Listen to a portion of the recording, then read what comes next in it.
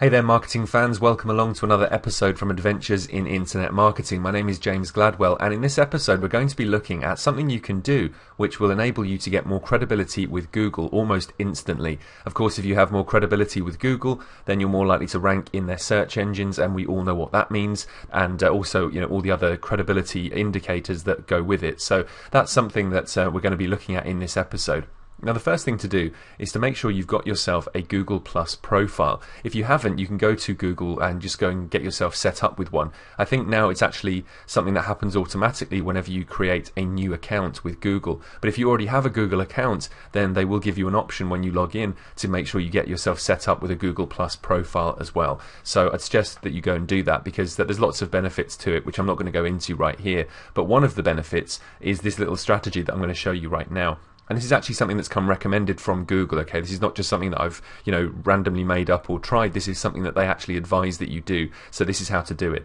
The first thing you need to do is go and get yourself your address for your actual profile. So in my case, that is my address right there. I'm going to copy that. I'm just going to put it for a second into a notepad file just here like that. Okay, so I can get rid of that for a second.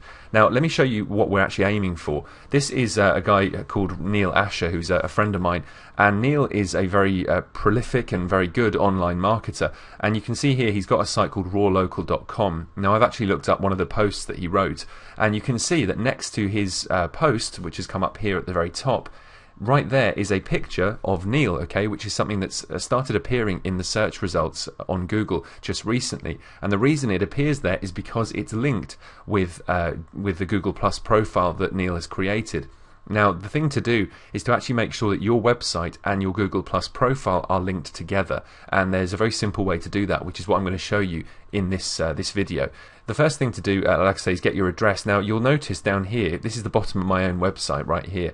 You'll notice that at the bottom here there is a link to Google, except it's not a link to the Google homepage, it's a link to my profile, okay? Now you can either put Google or you can put Google Plus. I think you can even put Google and then the word plus rather than the symbol, but don't kind of quote me on that. I would just go ahead with just the word Google. And what you want to do is create a link at the bottom which links directly to your profile. However, you need to also do something to that link, okay? So I'll explain what that is in a second. Now, what you need to do is go into the editor part of your site. So this is me behind the scenes now of Adventures in Internet Marketing. And you can see that under the Appearance tab there on the left-hand side, you've got themes, widgets, etc. Now, in some profiles and some themes, I should say, you will find that there is actually a footer link just there where you can edit the footer straight away. I've used lots of themes in the past where there is just a footer link, and if there is, then that's brilliant because you can go and edit much more easily. If there isn't, then you need to go into the editor, and then you need to go across here and find the file that's called footer. It's footer.php is the address of the page, and that's the one you need to go to.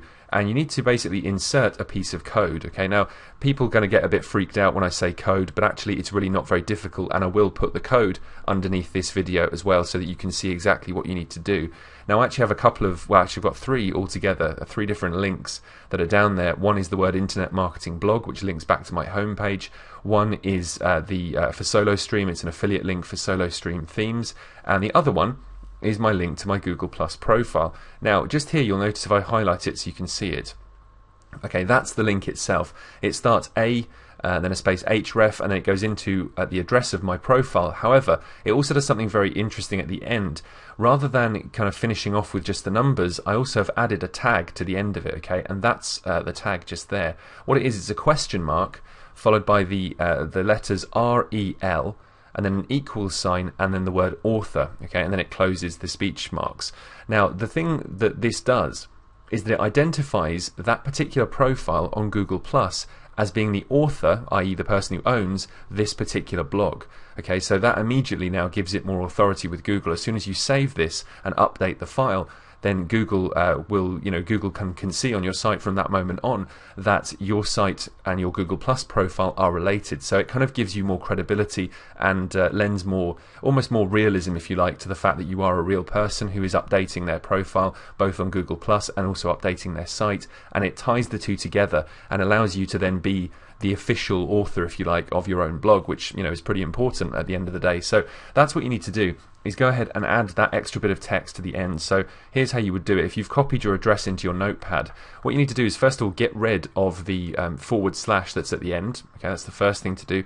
Then you type in $REL equals and then the word author, okay, just there, and that's what you need to then go and copy and paste into your footer, okay, just here. Make sure that you do follow exactly the formatting that I give you below this video. I'll also put it on the screen so you can see it right there, and that's what you need to do, and then obviously update that file and save it.